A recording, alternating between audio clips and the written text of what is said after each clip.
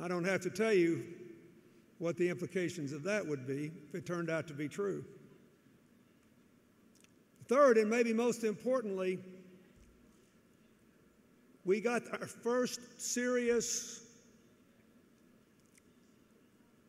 result from a superconducting supercollider test, this one in the United States. It will have to be confirmed by the Large Hadron Supercollider in Switzerland this year, but an astonishing discovery was made about subatomic particles in physics. Those of us who studied physics in an elementary way were all taught that beginning with the building blocks of protons, neutrons, and electrons, within every atom, the positive and negative forces must be in equal balance. That is what enables matter to cohere, to hold together, to take shape in humans and animals and plants, or to hold these steps together, anything that has atomic content. According to this test, the lowest level of subatomic particle, muons, were disaggregated in the supercollider, and it appears that the positive elements of muons slightly outnumber the negative ones. Now, this has enormous consequences for the long-sought goal of unifying physics and chemistry and biology, for explaining how evolution might have brought us to this current point. No one could ever explain how, even if the world began with a big bang, how we all formed and got here. It also, by the way, should be enormously reassuring to all seriously religious people throughout the world, the idea that at the most basic root, we are slightly more positive than negative. God, I hope so. But the point I'm trying to make is, this is what we normally think of as innovation. But when you cut the cost of starting a new business fivefold in Saudi Arabia, you just did something you were always doing, and you did it faster, cheaper, better. That too is innovation. Where I work in the clean energy area, everywhere I go, people want to do something new in solar energy or wind energy, and so do I. It's exciting. But we know in America and in other developed societies, we could meet in our country 1/2 of our global obligation to reduce our greenhouse gases by 80% from energy efficiency alone, just from retrofitting all of our buildings. It turns out that's the best way to create social value in a country that had a real estate collapse, that has 25% unemployment in construction, where there's no demand to build new buildings and we can't build new homes. We outstripped our capacity to support home ownership. And yet a lot of people say, oh, that's not very interesting. And yet if we figured out a way to finance such projects so that the building owners, whoever they are, public and private, could pay the cost of the retrofits back only from the savings in utility bills, we could put millions of people to work, meet half of our climate change obligations, and do it without aggregating vast amounts of new capital, just working out a different financial mechanism. And in the process, create 7,000 jobs for every $1 billion we invest. In the U.S., the comparable numbers are 3,300 jobs for every $1 billion for wind energy if we make the windmills, 1,900 jobs for solar, 900 jobs for nuclear, 870 jobs for coal. So sometimes the most important thing we can do in innovation is do something we've always done better. Particularly this is true, I think, of government, but also of large companies. Consider, for example, the biggest company in the world now is Walmart, which is the company headquartered in my native state in the United States. Arguably, the most important environmental innovation they have done is to simply require that packaging be reduced 5%. in every product they sell.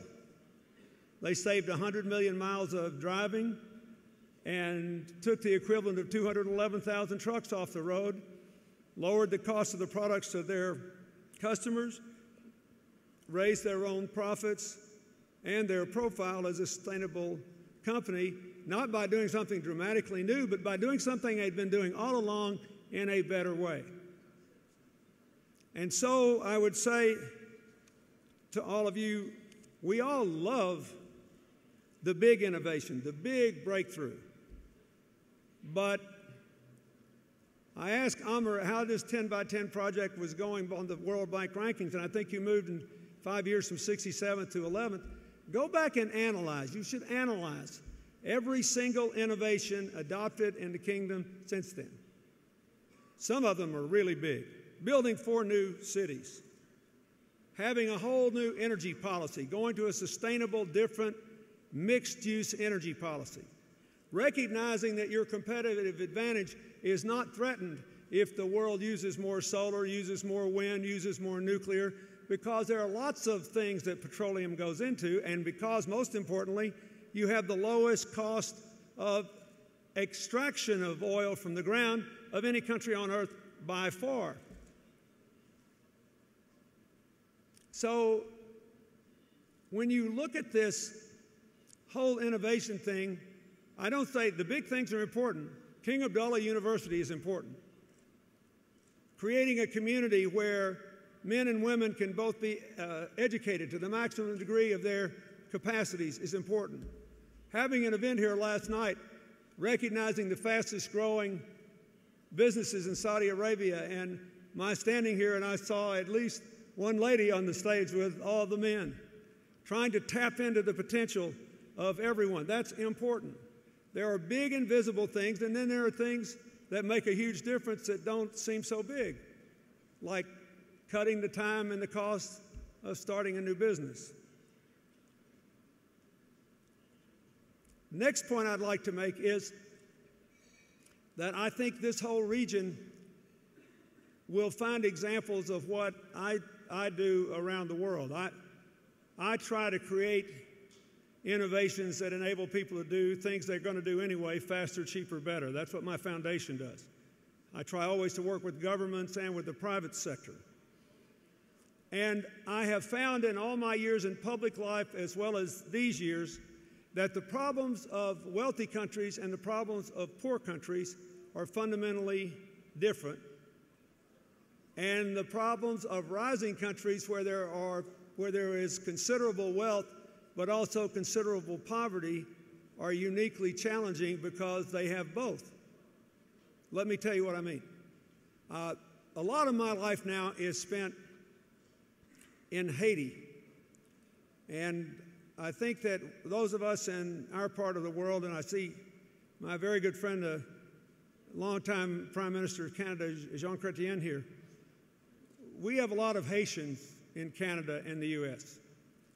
They've made enormous contributions to our country. They have done very well. The Governor General of Canada, the representative of the Queen and the whole British Commonwealth, who just left, was a Haitian-Canadian woman lawyer. In the United States, less than 2% of our African-American population is Haitian, but 11% of our African-American doctors are Haitian. And yet in Haiti, it's the poorest country in our hemisphere, where before the earthquake, 3/4 of the people were living on less than $2 a day.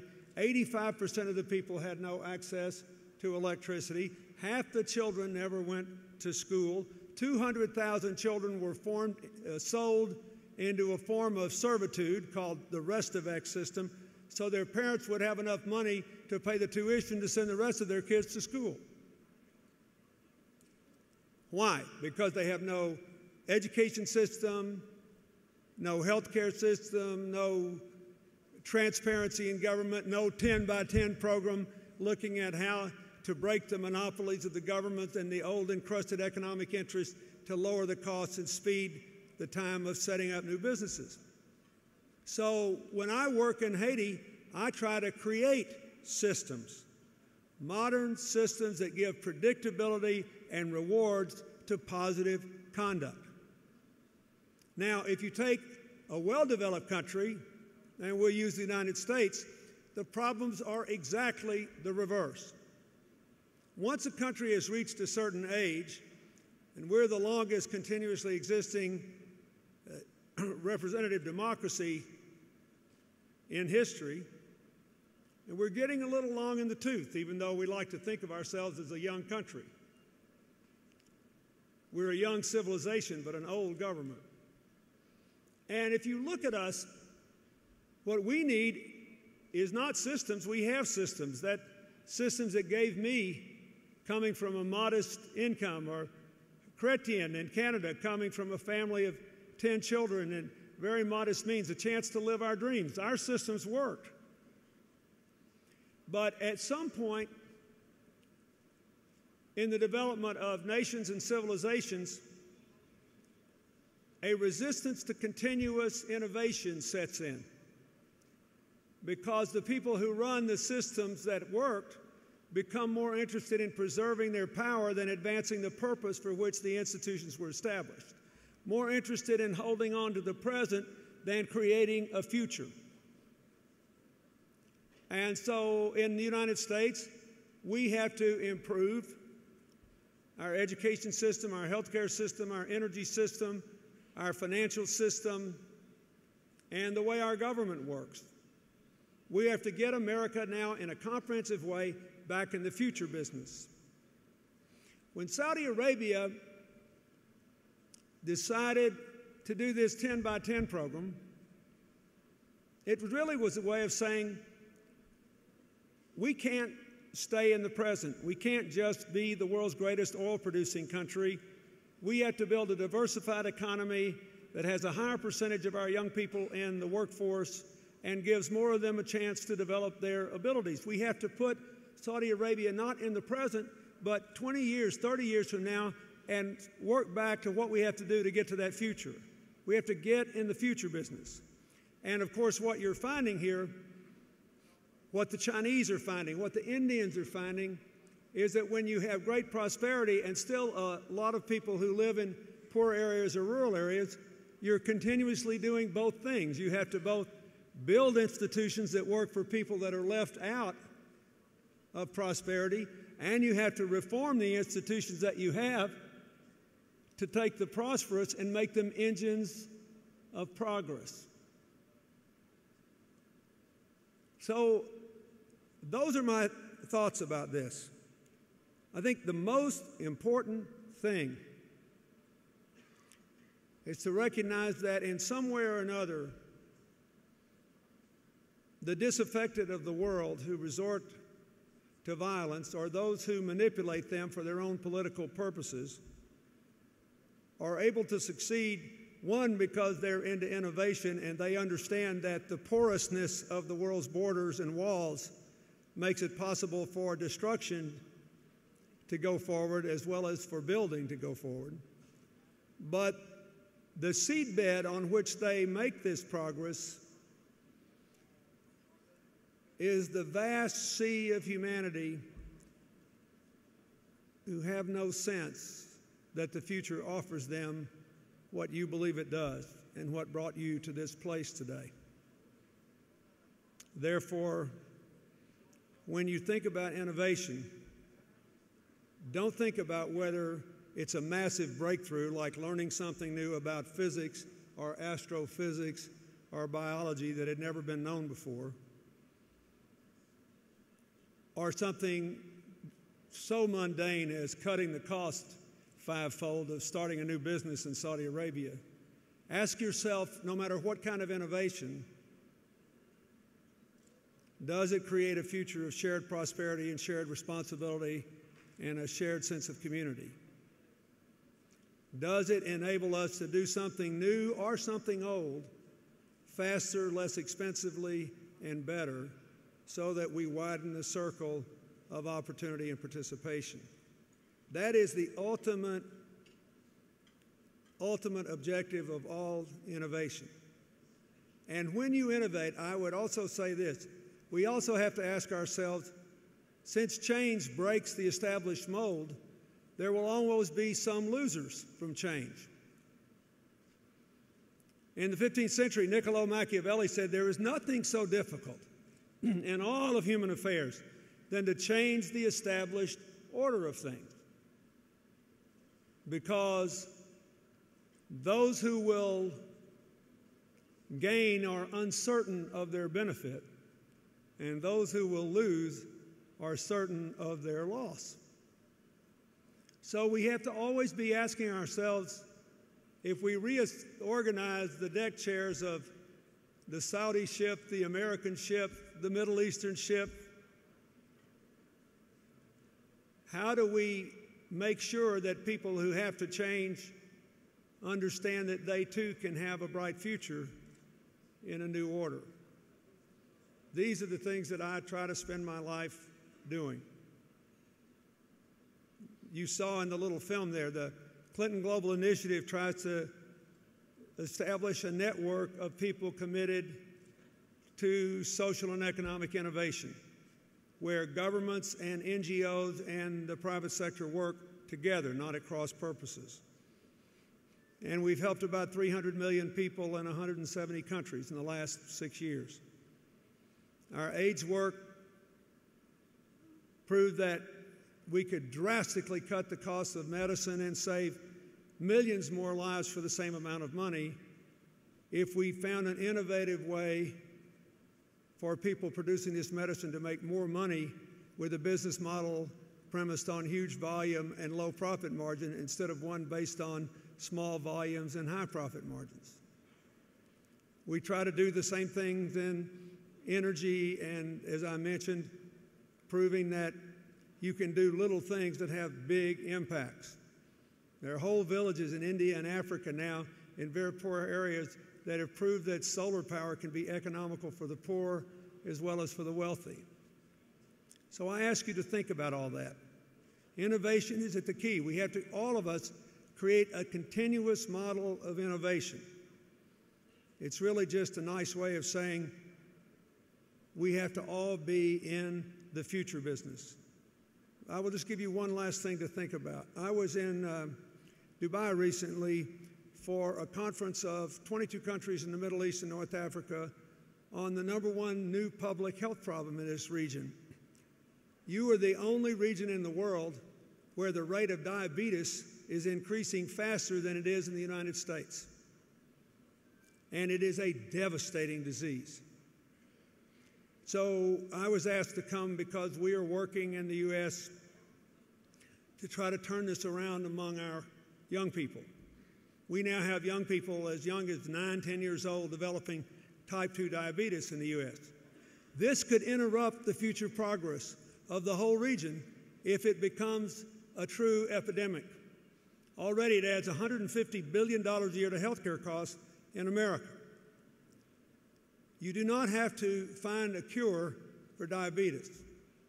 You have to take the basic things we know, what causes it and whether it can be reversed without major medical interventions, and figure out a systematic way to do it, knowing that no one has intentionally tried to make this region more prone to a devastating disease, and finding other ways for those who are in the food chain that produce this result to make a good profit while saving a healthier future for your kids. That too is a problem of innovation. So thank you for the example you have set in the 10 by 10 program. Thank you for putting this profoundly important nation into the future business. I wish you well with building the new communities. I wish you well with building a new energy policy. The world is excited to see how this new effort in education works out and how you are trying to maintain your cultural uniqueness and integrate a much higher percentage of women into the workforce and into the participation of your society. This is an exciting time for us. But in the end, the purpose of all of this is to give more people something to look forward to when they wake up in the morning. So people don't define their importance by how many people they killed by committing suicide at an airport, but instead by how many children they gave brighter tomorrows. Thank you very much.